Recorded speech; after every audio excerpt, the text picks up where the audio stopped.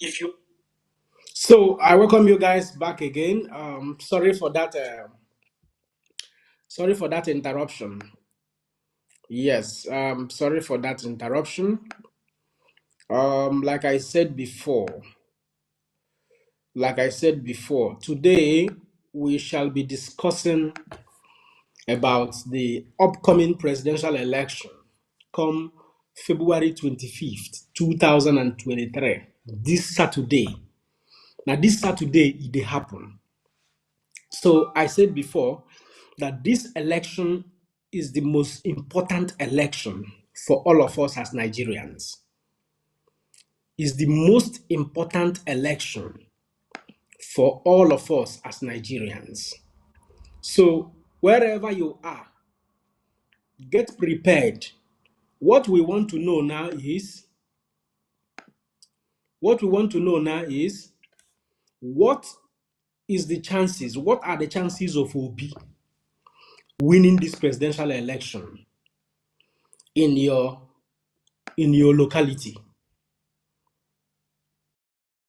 And to block you. So, okay. So, what are the chances of Peter Obi winning in your state, in your local government, in your area?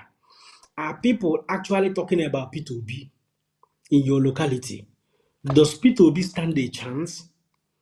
This is what we want to know. Is there an advice on whether if you chopota, on whether if you follow, if you na ọ bụrụ na Labour Party emere ife dị etu a dị etu a, ọ na ọ bụ na ndị mmadụ emere ife dị etu a dị etu a, na Peter Obi ama win president. Ihe a bụ ife dị mkpa.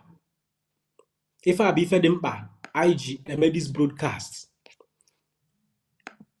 Ọ bụrụ na some people chọrọ ịpụta n'iru akwụkwọ a mma adịghị n'iru akwụkwọ ozugbo ịpụta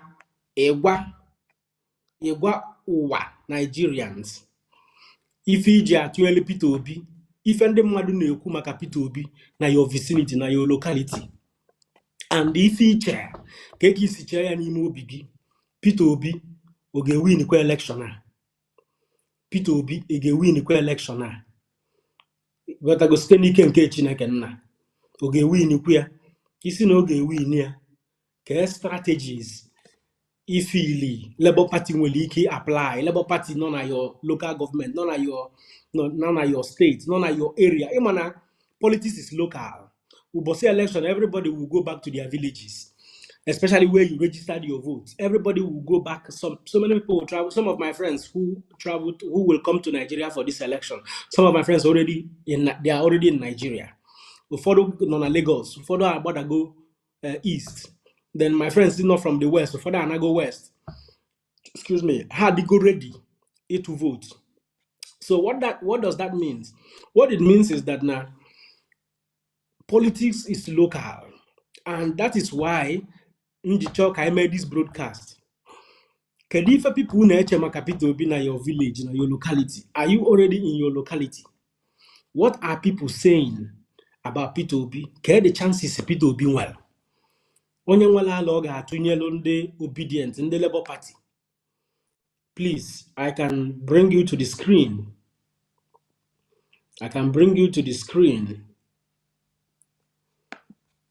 Yes, so Silas, I can see you, my brother.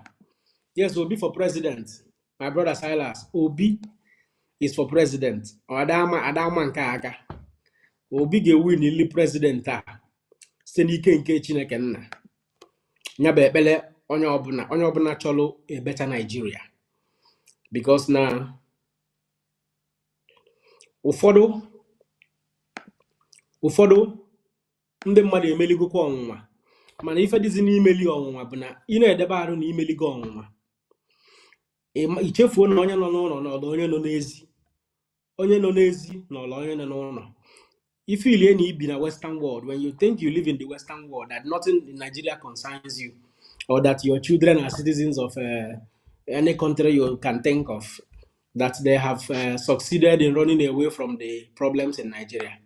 My brother, my sister, you lie. Yes, you lie. The reason is because why you say that you lie is this.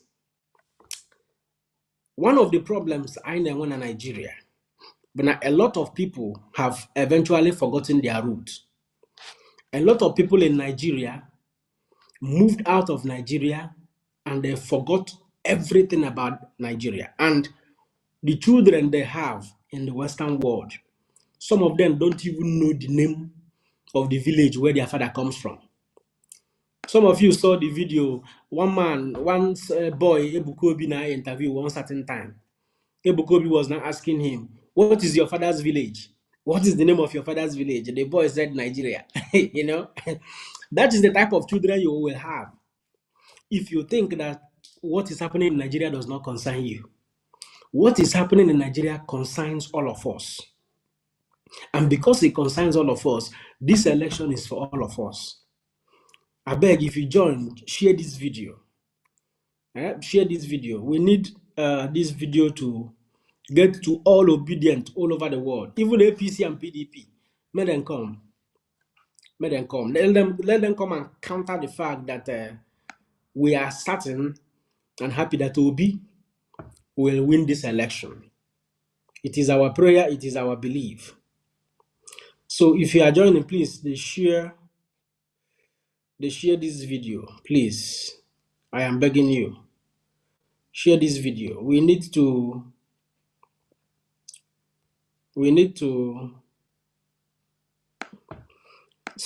share this video so that people can join and understand that the election we are preparing for is an election that will salvage Nigeria. First of all, I want to show all of us how to vote. Yes, there is a video I will show you now. This video explains how to vote in the election. I will share this video right away. While we are waiting for other members, while we are waiting for other members to join, I will share one video with all of you on the screen right away. You can see how to vote wherever you are. You will show this to your age parents. You share if I go see her video how to vote in this oncoming election. It is really very important. It is really very important. So, moment. Please, if you want me to add you to the screen, please write a comment. Write in the comment section. I will add you. If you want to speak, if you want to talk, I will add you up. Presidential election, that the chance of it to be. If you want to say anything, if you have any relevant information to give about your locality, about your village, about your state, just write on the comment section and I will add you up immediately. And then you tell us what you think. Thank you, my brother. Donkona. Hi. My brother, I forgot about Donkona. This is your name, eh? The name self go the fear Buhari. The name go the fear Buhari. So in few minutes, I will share the video I want to show all of you. Just a moment.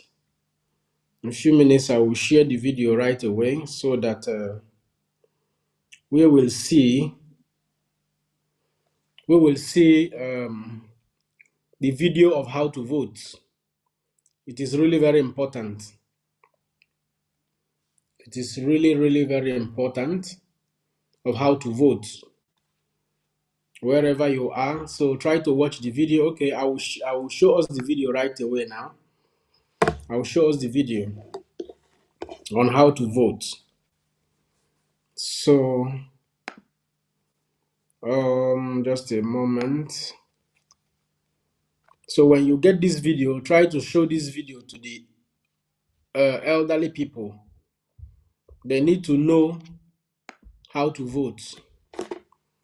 Kahamala amalo no Labour Party. Konyo obuna na atunyelo papa, mama, and Pekin. Papa, mama, and Pekin. Labour Party. Papa, mama, and Pekin. They are the people we are voting. So, like I was saying before,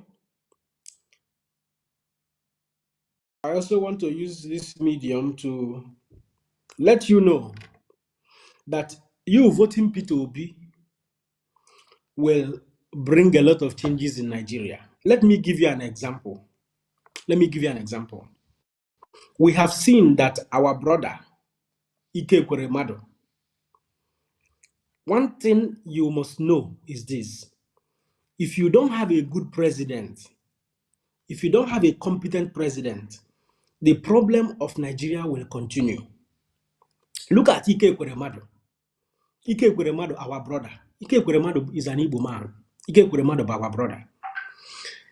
Ike Kweremadu is now cooling off in the UK, in the cell, because of his organ donation scandal. Now, do you know that now federal government they 6 ago 47 different properties belonging to Ike Kweremadu? 47 different properties belonging to Ike Kweremadu. And these 47 different properties, government na cover that now the worth of these 47 different properties run into billions of dollars. Ike Kweremadu and Ogona Senate for 24 years. Ofu mmadụ, ofu onye. Ego ekwesịrị iji wee develop the money that is supposed to be used to develop southeastern Nigeria.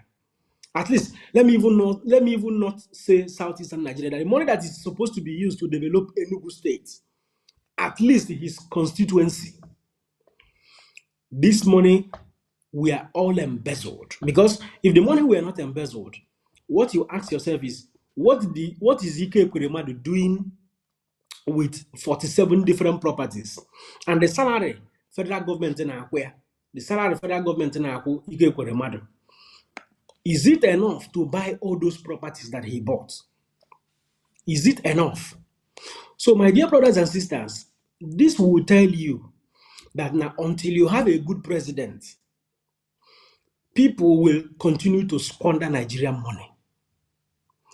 Because mmili na-ebido n'isi agbalo. Ndị Igbo sị na water they start from head, they spoil. If Mr. President know the chop, Senate President, if the President of the Federal Republic of Nigeria know the chop, Senate President no go chop. That is how it is. But if the Federal Republic of Nigerian President they chop, Senate President go chop. As Senate President chop, the House members go chop. After the House members don't chop, governors go chop. As governors chop, local government commissioners go chop. Local government chairman go chop. Now, so corruption they take spread. So before we go further, I want to play a video, show you guys a video.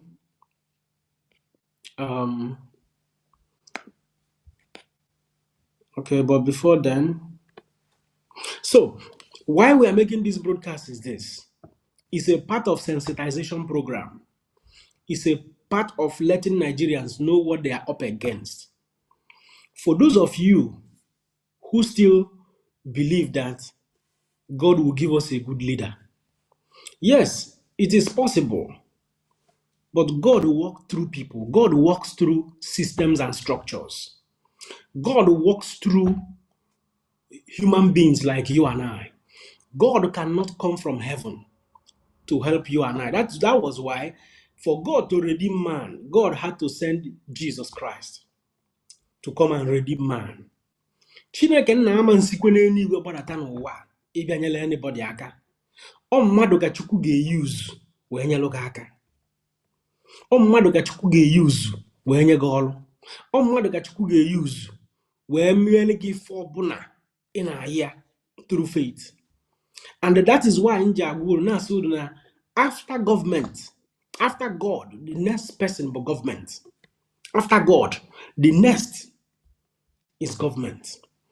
When you have good government, my brother, let me tell you, you don't need to fast for 30 days and for 30 nights to get a job.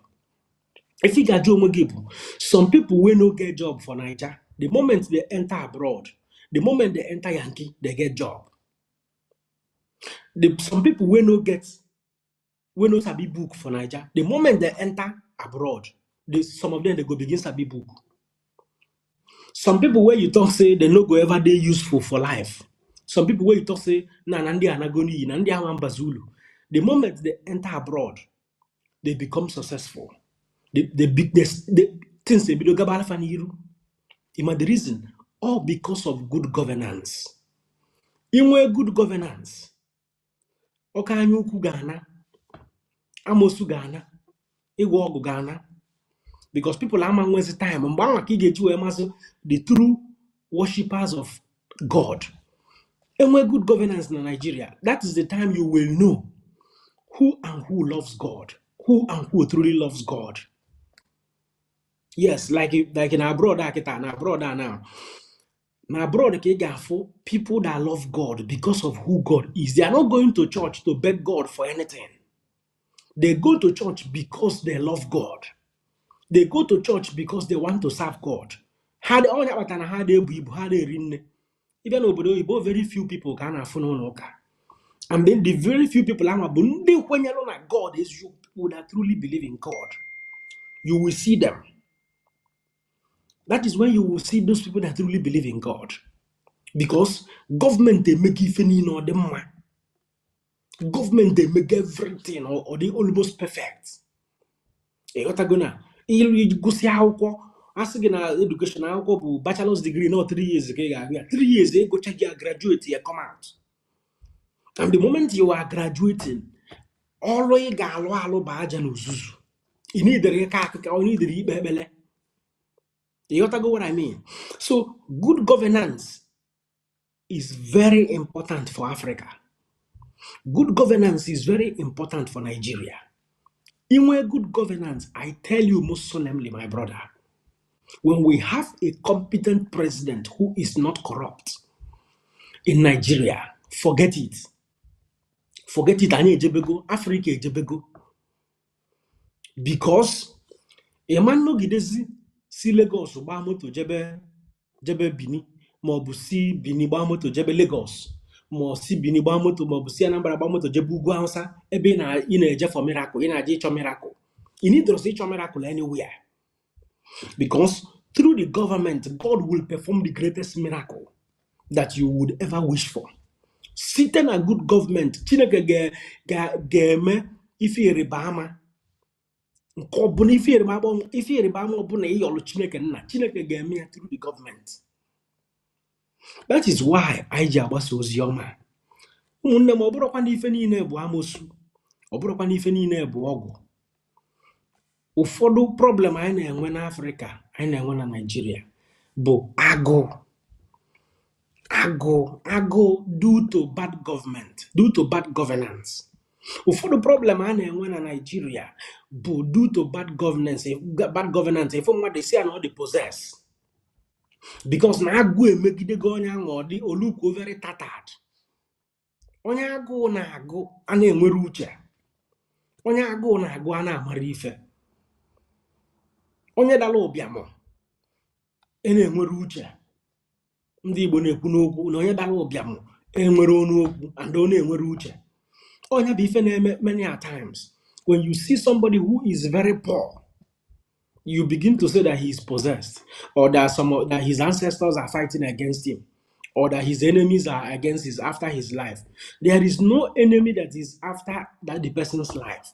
The person's problem is poverty, and the people that cause that poverty is the government, the bad governance.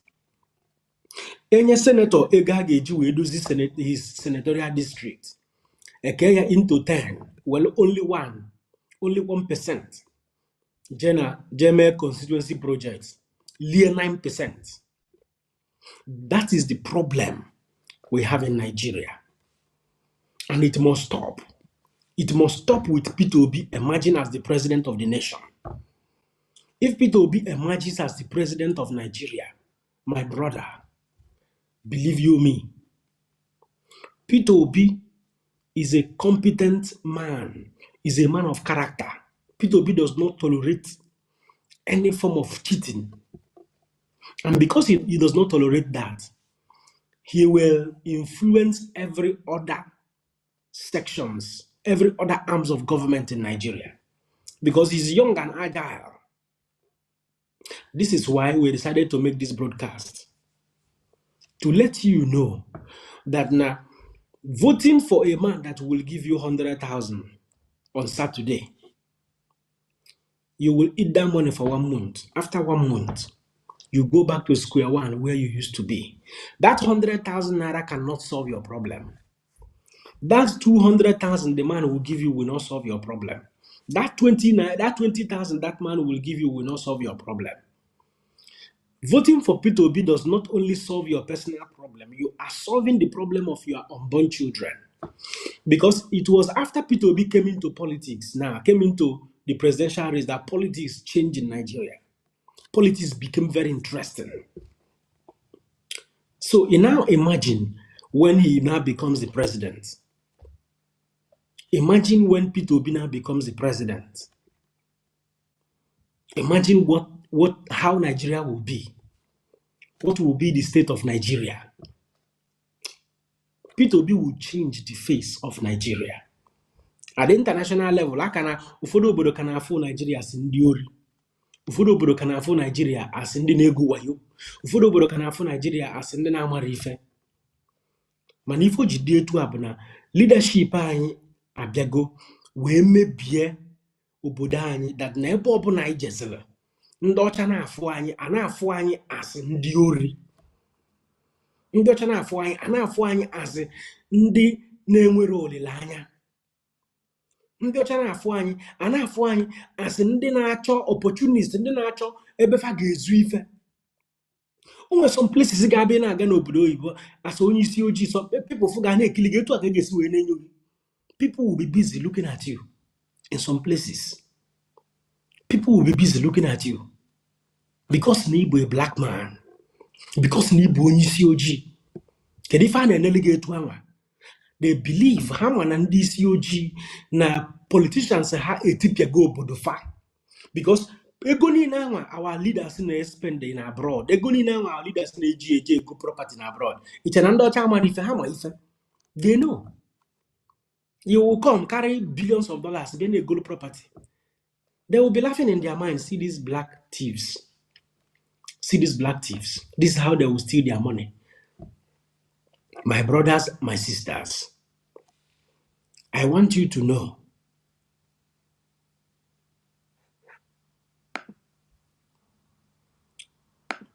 my brothers, my sisters, I want you to know that the election, I want you to know that the election that is coming up in few days' time is an election that will define a lot of destinies in Nigeria.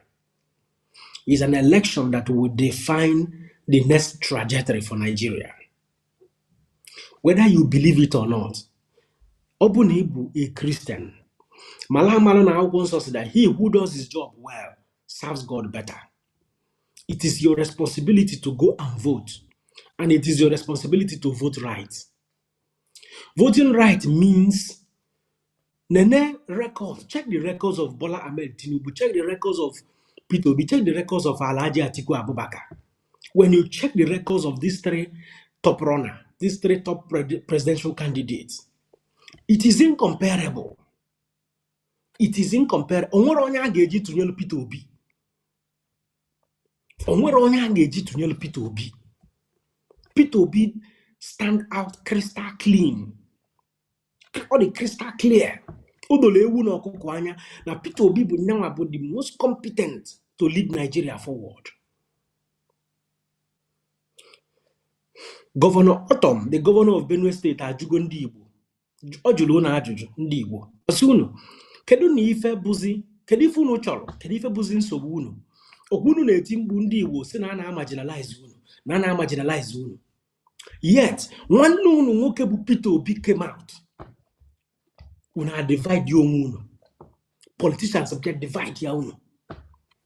Ụfọdụ say, no Soludo, no Atiku Checha, Solutu Soludo, ka wee ka ọ hand is over to Soludo. Na so Igbo na-egbu onwe fa. Igbo na-egbu onwe fa. ọ dị ka ọgụ ndị Igbo na-anọ maka onye ndu, ọgụ ndị Igbo na-anọ maka nnwere onwe, ndị kwe ma ndị ekwere. Ị na-anụ ọgụ nnwere onwe, ịsịkwa na Hausa na-egbu gị, ịsị na Naijiria na-egbu ndị Igbo, ị bịazie welụzie aka gị ibula egbe ije na-agbagbu nwanne gị nwoke, ibula egbe ije na-agbagbu nwanne gị nwaanyị, ibula egbe ije tọrọ nwanne gị nwoke, ibula egbe ije tọrọ nwanne gị nwaanyị, imesie isi nọ ndị Hausa. No wonder akwụkwọ nsọ ji wee sị anyị na ife na-eme anyị si anyị n'aka. Ife akwụkwọ nsọ kwuru, akwụkwọ nsọ si na ife na-eme anyị si anyị n'aka. Whatever that is happening to man happens as a result of his choice. The choices we make in life is what haunts us directly or indirectly. I know say I need Timbu. We will not be screaming and shouting, God, come and help us. God, come and do this. God, come and do that. Chineke ekechago gi kemo nya ya kwisi. Chineke nyela a brain to think. Chineke kechalo mmadụ nye the gift of choice. Onye kpatara na Chukwu ada afọsụ mmadụ ka ọ fee ya. N'ikweta na ị ga-efe Chukwu inwe ogologo ndụ. Ikwetakwa na ekwensu ka ị ga-efe, iketa oke asị ndị na-efe ekwensu. That gift of choice made that na ife ọbụla imere n'elu ụwa, mgbe ị ga-ata afụfụ ya elu, Chineke ga-agba nkịtị taa afụfụ ya. Ọ because of that gift of choice ka ọ bụ reason ga-abụ na mmadụ nwere ike bulu egbe kịta bịa kado ga egbe ka ọ gbagbuo gị. In some cases, Chineke nna ga-agba nkịtị onye ahụ ebulu egbe ahụ gbagbuo gị. Or because the power of choice. The power of choice. So if you now go and vote Tinubu into presidency, is it you vote Tinubu? If in a member that na in a Tinubu Aso Rock as a retirement benefit. In a Tinubu Aso Rock as a retirement benefit. Because no one will cook for Tinubu, man at Tinubu adero feet, ibu the president of Nigeria.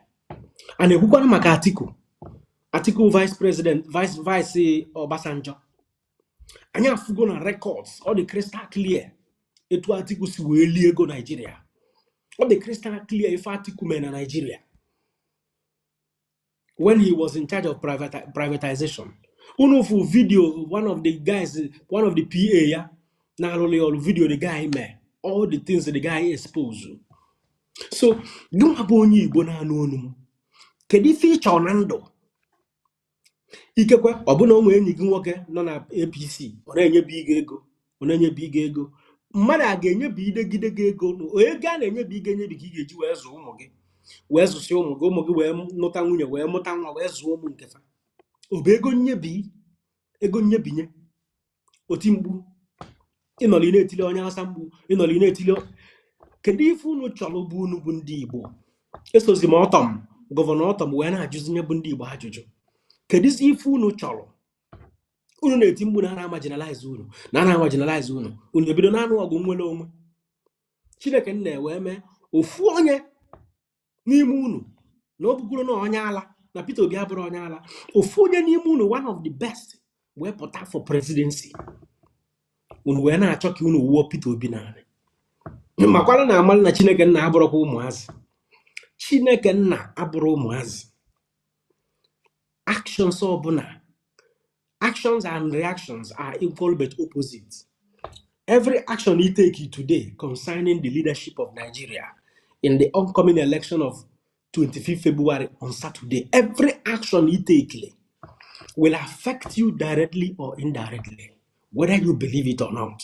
If you like living veranda poor, if you like living in Jupiter, anywhere you live, my brothers and my sisters, anywhere you think you live and you think you are free, you align.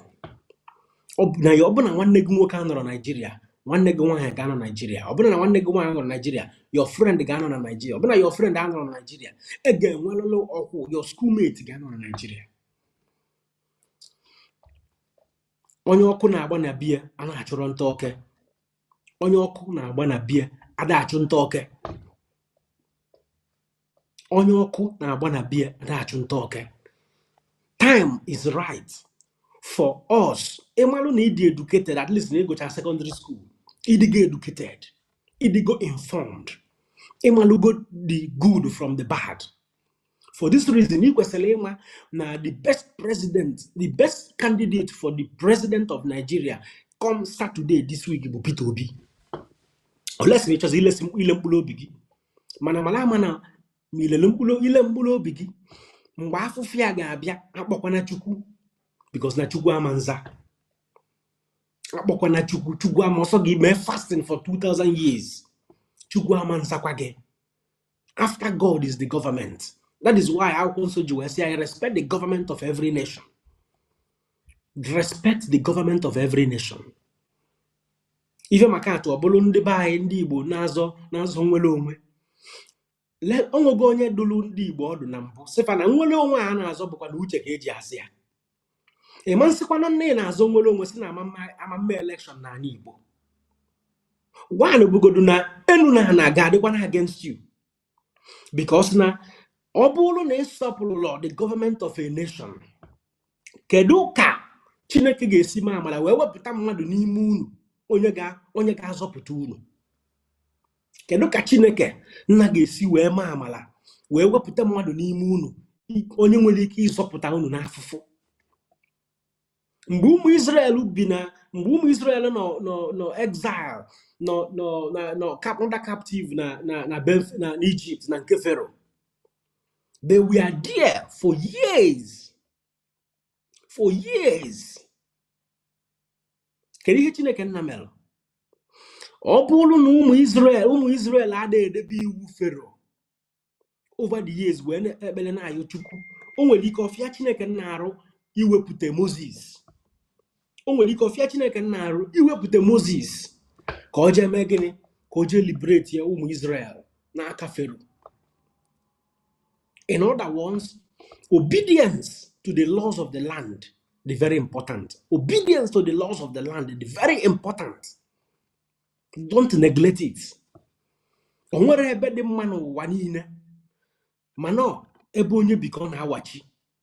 Enwechara country na Europe a ndị na-ejiri ego. Enwere a lot of countries in Europe and ndị na-ata ahụhụ. Mana majority of them ka anyị mma. Yes, majority of them. And a lot of countries in Europe and the politics kwasala obodo fa. Ife makato Bulgaria, ma Romania, ma Serbia, ma Kosovo. Obodo ndị a niile, majority of them ka anyị mma. Mana politics jidere obodo ha tipịa ya. Ha na-agbapụta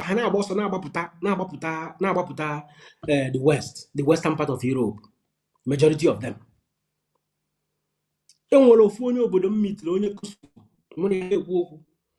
Ọsọ m na ya sokwana wee nụ ọgụ nwere onwe na Kosovo. Na-egbuja anya ya, na-egburu papịa. Na ha anụgie ihe lụrụ 2 to 3 times. Anụcha anya Kosovo and Albania. Si anụcha anya bụ ọgụ. O nwerekwa ihe ndị West mere. Ọ sị na anụcha anya bụ ọgụ. O nwere ihe ndị West mere. Other Western world. Na-etu aka ama gịnị ka aka nọkwa. My brother, onye na-eso na-asị gị na ama nwe election na ala Igbo, malụ na onye anwa afụrọkwa gị n'anya. Onye na-asị gị atụnalụ Peter Obi election, atụnalụ Peter Obi vote, malụ na onye anwa afụrọkwa gị n'anya. Maka na afụfụ a na-ata na Nigeria bụ ọ bụ na evotu kwe a wrong president, the afụfụ will continue whether you believe it or not. The moment you vote in the wrong person into the presidency, the suffering and the hunger in the land will continue. Ina ekpekpele na-asị Chukwu nya meelu gị nke a meelu gị nke ọzọ. Lotena onwere ofufe Chukwu na-expect gị to do. Remember that there is one thing God is expecting you to do. And that one thing God is expecting you to do is to rise up and go and vote. And not only rising up to go and vote, God is expecting you to rise up and vote the most competent of the candidates. Do not allow anybody to deceive you. After God is the government. It's not your pastor. It's not your dibia. It's not your counselor. After God, not the government of the nation.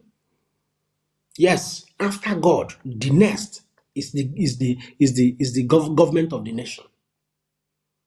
Don't joke with what I'm telling you. Ịmalụ na ịchọ na ekpele ị na-ekpeli Chineke nna for a very long time. Ịchọ na Chukwu ga-aza ekpele anwa. Jee tụnyelu Peter Obi vote. Because na ọ bụ na Peter Obi win ya, ọ ga-adị gị ka ị nọ na nlọ obodo a na-akpọ Nigeria. So many people will come back from the Western world back to Nigeria. So many people ga-anata Nigeria. Go and write it somewhere. Mark my words. So many people ga-esi ala bekee nataba Nigeria. Ma ọ bụ na Peter Obi win ya. Just near 1 year, so many people will come back from abroad back to Nigeria to come and invest, to come and become employers of labor. Because there will be transparency in the system. There will be rule of Peter Obi will introduce rule of law. Peter Obi will make rule of law, justice and fairness to work in Nigeria. When he was the governor of Anambra State, he did that. Peter Obi will make Nigeria look like the Western world. Peter Obi ga-eme that na onye ọbụla na-aka ụka, onye alakụba gbuo mmadụ because of their religion, onye alakụba nwe eje nga. Ọbụla onye ụka Kristi gburu mmadụ because of religion, onye ụka Kristi nwe eje nga. Ọbụla ndị na-ekwenyere na Christian, na-ekwenyere na anything gburu mmadụ, onye nwe eje nga. That is the type of man Peter Obi is. So, Obuna, as a nation, na anyị made mistake from voting Peter Obi in. Some people will forget about Nigeria. Because Obuna Tinubu na Shettima win. It means that na Tinubu teacher for 8 years. Shettima chair for 8 years. Shettima chair for 8 years. Owaloko Ochichinyoko another Onya Hausa. Ochekwa for another 8 years. So 8 years plus 8 years is 16 years. 16 years plus another 8 years is 24 years. So, Obolo na Tinubu win the election in Nigeria.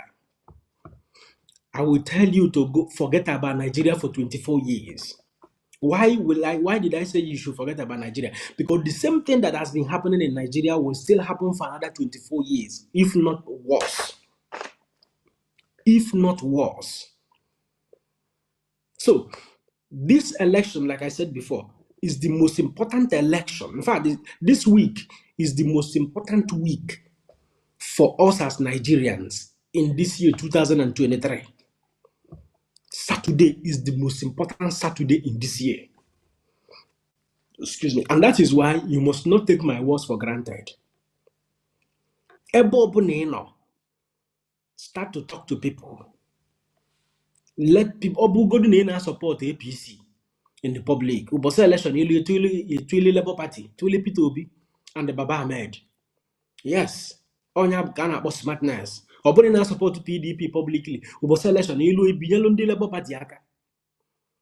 By so doing, you are telling God that now I am a sincere man and I am doing my work well.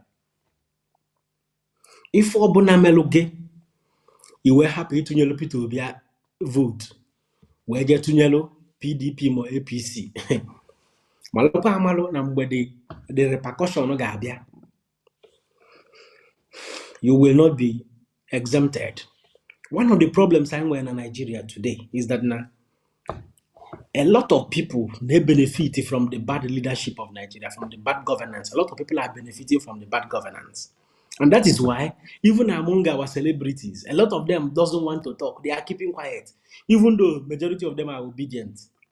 But the words you speak out will go a long way to convince 1 or 2 persons.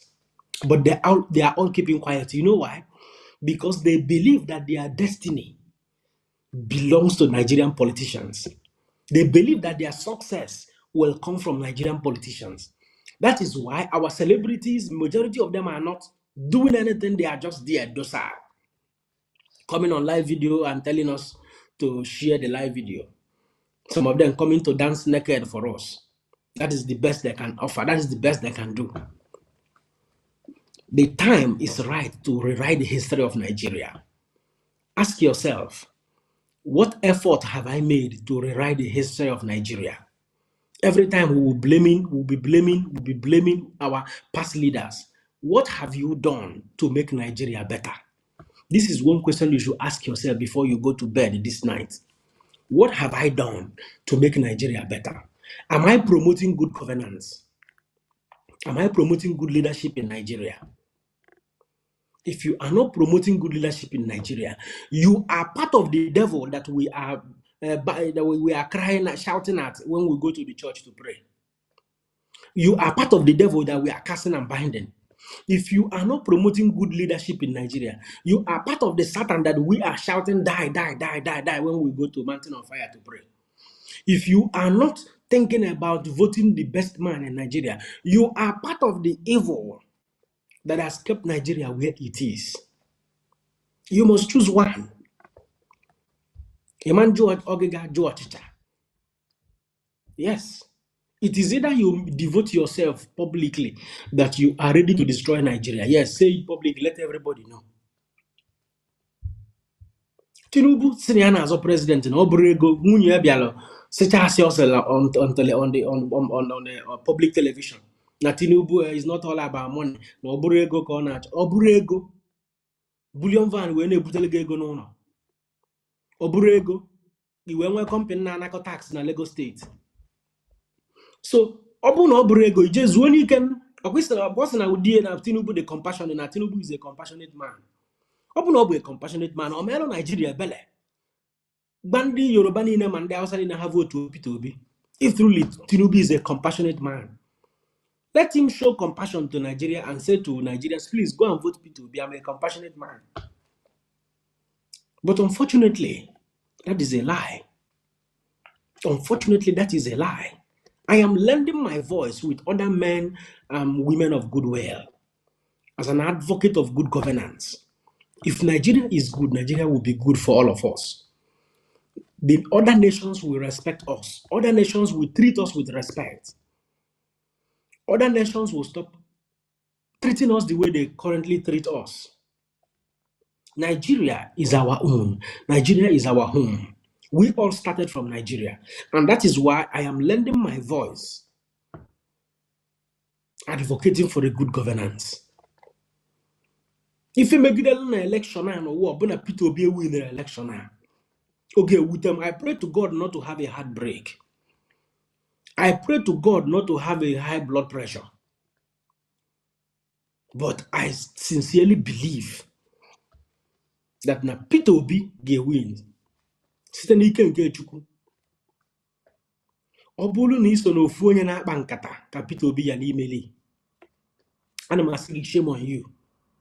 Ọ bụrụ na iso n'ofu onye na-akpa nkata na Peter Obi ama win. Ana m asị gị shame on you. Shame on you.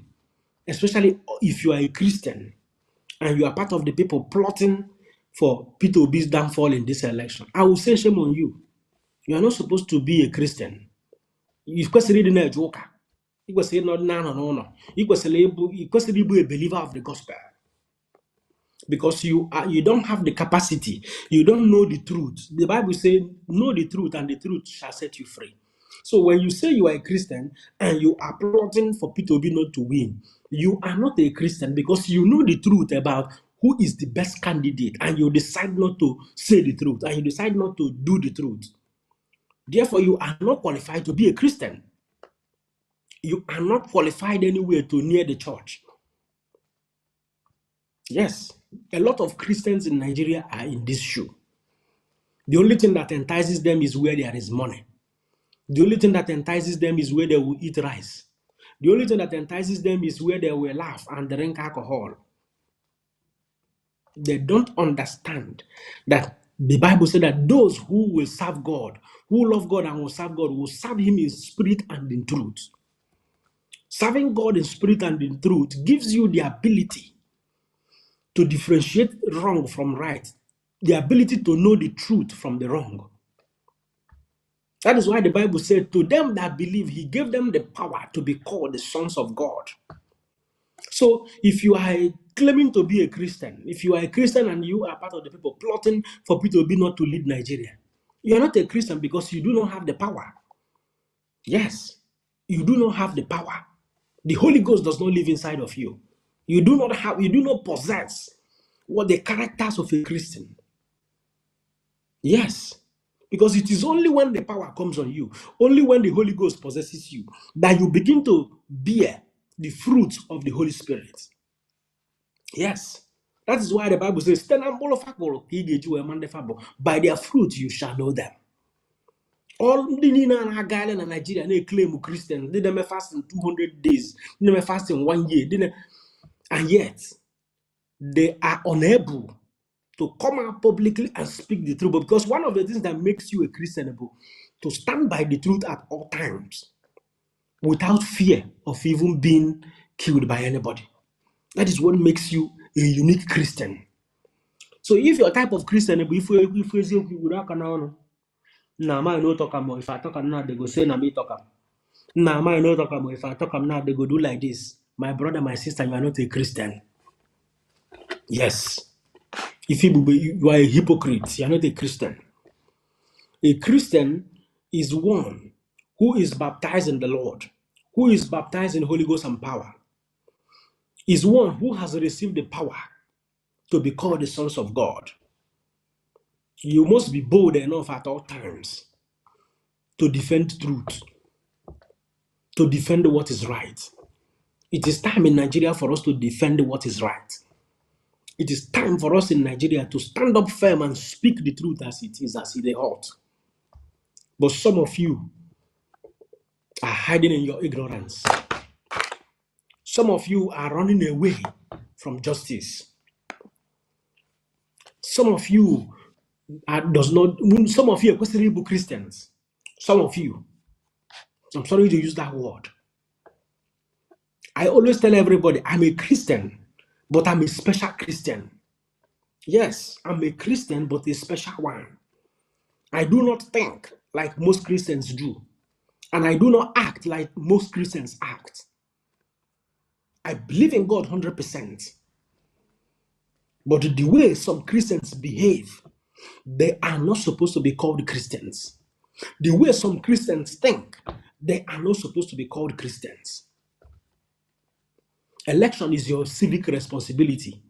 Whether you are a Christian, whether you are a Muslim, whether you are a traditionalist, whether you are an atheist, whether you are a Hindu, whatever you are, election, voting is your civic responsibility. And your religion should have told you that being truthful is part of the core values. All the religions you have in the world, we all have one goal. It's only just very few religions that have different goals. We all have one goal. That one goal that we all have is do the right thing, serve God, make the paradise. Yes. A lot of religion preaches holiness. A lot of religion preaches doing the right thing. A lot of religion preaches loving yourself as you love God. A lot of religion preaches loving yourself as you love yourself and love one another as you love yourself. A lot of religion preaches being truthful at all times.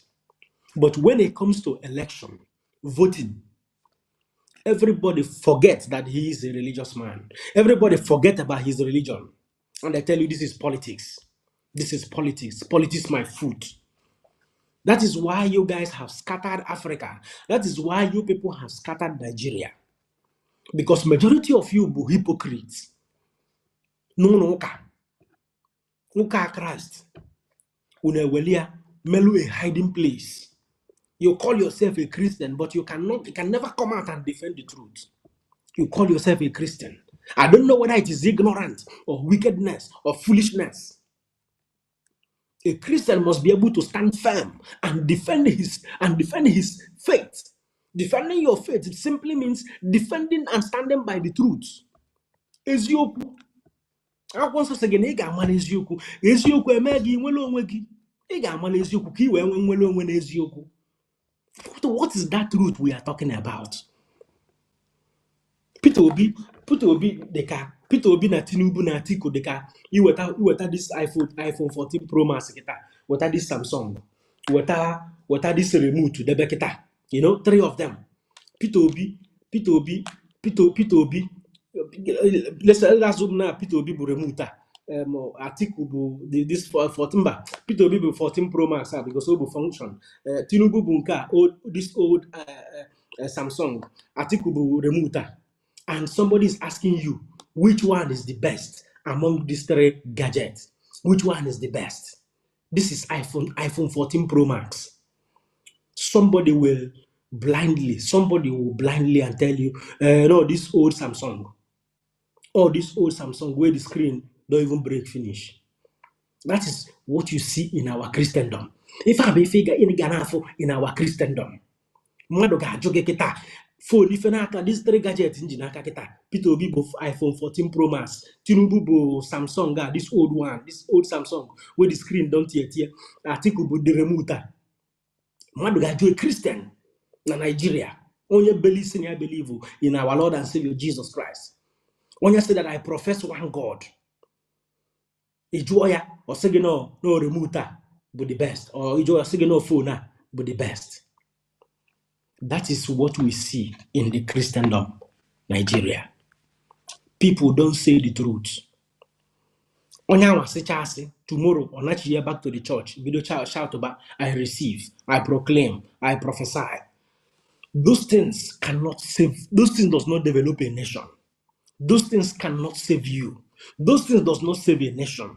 The Bible said that those who will serve God in spirit and in truth. One of the most effective and the joyous way of serving God is when you live in a country where government is working, everything is working perfect. That is when you will taste and see the goodness of God. You wake up every day and say, God, I thank you. You wake up every day and say, God, thank you. But when you are struggling serving God, you become desperate. This is why it is important for us as Christians to vote Mr. Peter Obi so that we can serve God in joy and in happiness. Nigerian Christians, Nigerian Christians, and mmadụ ga-esi na bia kwadocha ọkụ adịrọ na bia na akpa ọchịchị. Mmadụ ga-esi na bia kwado kịta na Nigeria akpa ọchịchị dị na bia na akpa ọchịchị. O si na ya jebe ụka olu sọsọ ebe ọ ga-afụ ọkụ bụ n'ụlọ ụka. Ọ ga-ebu ọnụ for 21 days na akpa ọchịchị, no light, no generator, no electricity. O bu ọnụ for 21 good days. 21 good days ha bụ na akpa ọchịchị in darkness. The only place ọ ga-afụ ọkụ bụ na church. O jesikwa na church anwa o bulukwa ọnụ n'akwa na akpa ọchịchị again. O di nakwala okpo otutu akali arụ heat. Ana m emelu Nigerian Christians ebele. Can na emelu Nigerian Christians ebele can na emelu Muslims. Because where I live there are Christians and there are Muslims. And ndị na-efe Chukwu dị happy na-efe Chukwu. Ndị na-ekpe alakụba dịkwa happy na-ekpere alakụba. The Muslims are happy serving their God in the West. Christians are happy serving their God. Those who does not believe in anything are also happy not believing in anything. The Hindu people are happy believing in their Hindu. The Judaism are happy believing in their Judaism. Go to Israel today.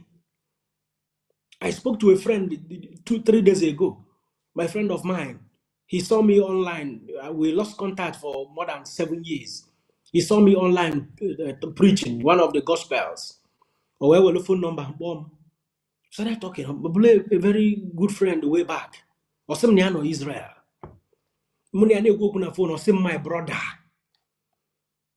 No Budamaka. Niana Tao na Tabuniana by 5 for a jolo. Simple at the end of the month. They go and weta. Hardly enough. I try to make bath a gun over and water in a month. So or the Gonya dear to Amanda happy net Beluchineke. Oh, God, the very happy net Beluchineke. Oh, but Christians in Nigeria sometimes not very wicked. Christians in Nigeria sometimes are very wicked. Sometimes they are very wicked. Because some majority of them are serving God with frustration. Majority of them are serving God with a broken heart. If you see somebody in the church crying, weeping, shedding tears, male kasu de gaba, ne buamuma, or sure, he or she is not sure of where the night food will come from. So I want the cry is the person is crying is not only because the person loves God. The person is crying because he's not sure where the night food will come from. I want a sure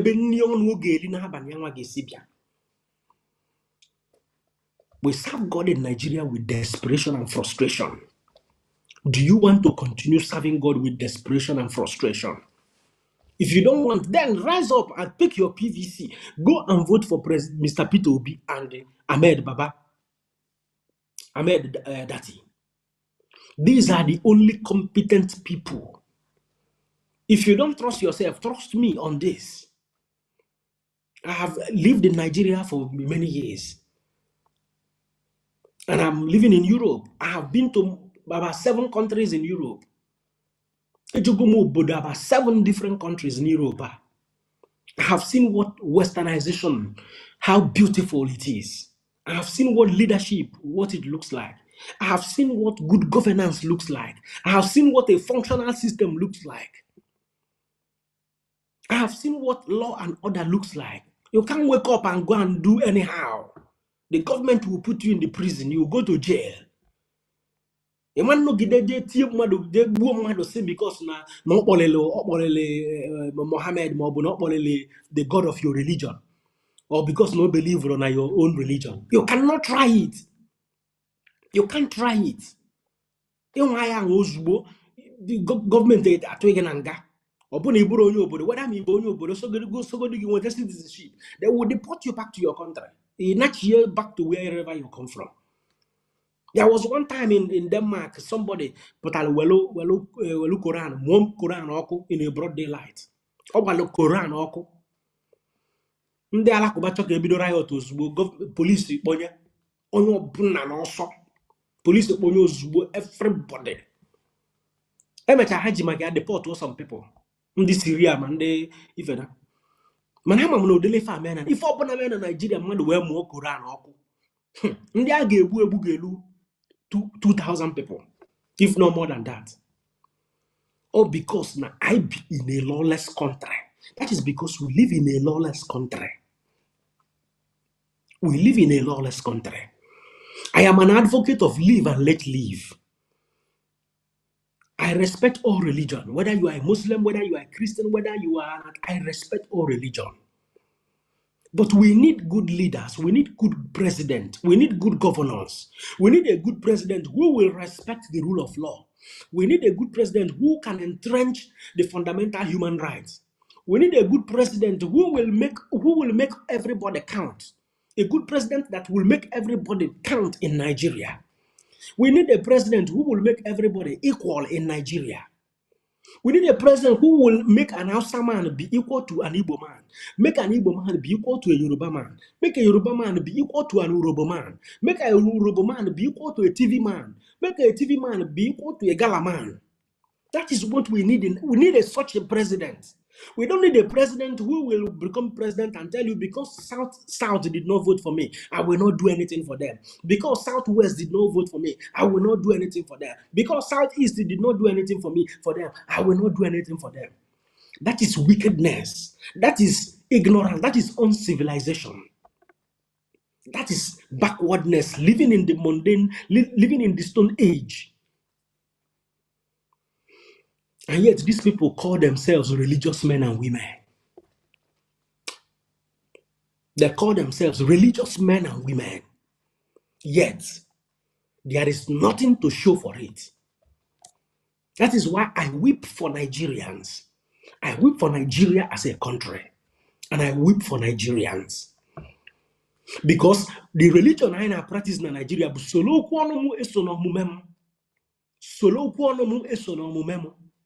that is the religion we practice. Every religion is sanctified. Yes, every religion is sacred. But the people that practice this religion, desecrate these religious practices. They only talk it, but they don't do it.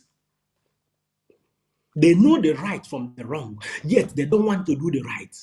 They choose to do the wrong because of money. Money is important, but money is not everything. Money is only but a necessity. Yes, money is only but a necessity. My experience in the West, in the Western world, has taught me beautiful lessons in life. If a man does no nwere ifi achọ n'ụwa na ihe ọ chọrọ bụ nya jọọ ọrụ natanya elie nri na na-efi ma ọ gbaa game ọnwa agụnya n'ala salary ya. He doesn't even want to build a house. He doesn't want to buy a house. He wants to live in a house where he will be happy paying the rent. I think, what else do I want from life apart from having money to feed, having money to go for holiday? Why do I need to kill myself because I want to own a property, because I want to own a land? But all that's, you see what contentment. Ana na-abụ na-agụ ndị Igbo okwu na-asị unu na ego abụrụ ife niile. Contentment, because the way anyị bụ ndị Igbo si achụ ego onya tili people n'ọgwụ ego a na-agwọ nke ikpeazụ a ebelieve na ego bụ ife niile a na-achụ ego na-agbaghalị ọgwụ. All those things are they develop obodo. Ife na-develop obodo bụ science and technology, investment on education, investment on research. Iwepụta ego student na-eme research. Do you know why Western world sponsors scholarship year in, year out? They are bringing people from different parts of the world to their university to do research. I know how many research I did when I was studying in Europe. I know how many research I did. I know how many experiments I have made in this life in Europe. You may see experiment in result, professor will result, publish, industry the prototype of the outcome of the result. When you industrial test running, the pilot plant production. Before you know it, the mass production. Research for this phone if you use this phone if you use anti-scratch polymeric material so that your phone screen will no longer scratch. I have research with a team of researchers. Researchers on liquid crystal, LED, light emission diode screens, LCD screens. This Samsung gave for kita this anya Giona anya chia it's so going to be a team of researchers make experimentations on that screen that Samsung. These are the things that develop nation. Oburo ije patego ije botogu ye megi na tonyocha $10,000 lie ya 1 year ogu agwe na chiyekwa back to square one agwe back. No, we need a president in Nigeria that will pave that way, that direction. Some of us will come back to Nigeria. So many people got nata. Before I went to the Western world, I had a laboratory in Nigeria. I had an industrial lab in Hoka. I managed my industrial lab for many years, for years before I went into the brewing business. From brewery to acid and aluminum sulfate company, where I work last as a quality manager. So when I talk, and I'm out of experience, sometimes I get angry. Because Nandia na agwada no. Ndị Igbo na-asị na ekwu mele ọnụ. Mana ekwu anụ na-egbu nwata. Ndị Igbo kedu na ife bụ problem unu ndị Igbo? Governor Otom of Benue State is asking that question. Kedu na ife bụ problem unu ndị Igbo? Unu na-azọ nwere onwe na-eti mkpu marginalization over centuries, over years. Here is a man who knows the value of life. A man who knows the value of education, Peter Obi. And yet, somebody comes and convinces you that went to university, you that studied in abroad, somebody came and convinced you why you should not vote for Peter Obi because of some thousands of euros or dollars. For how long are you going to eat that money? Are you not angry because of our brothers who are dying in the southeastern Nigeria? You know how many people who go to southeast? Do you know how many people that have died in Borno in Nigeria because of Boko Haram? Do you know how many people that have died in the western part of Nigeria? Do you know how many people that have died in the southern part of Nigeria? The number is uncountable. The number is uncountable. Chinua Achebe, I will round off. Chinua Achebe said, that things fall apart when the center can no longer hold. Until we put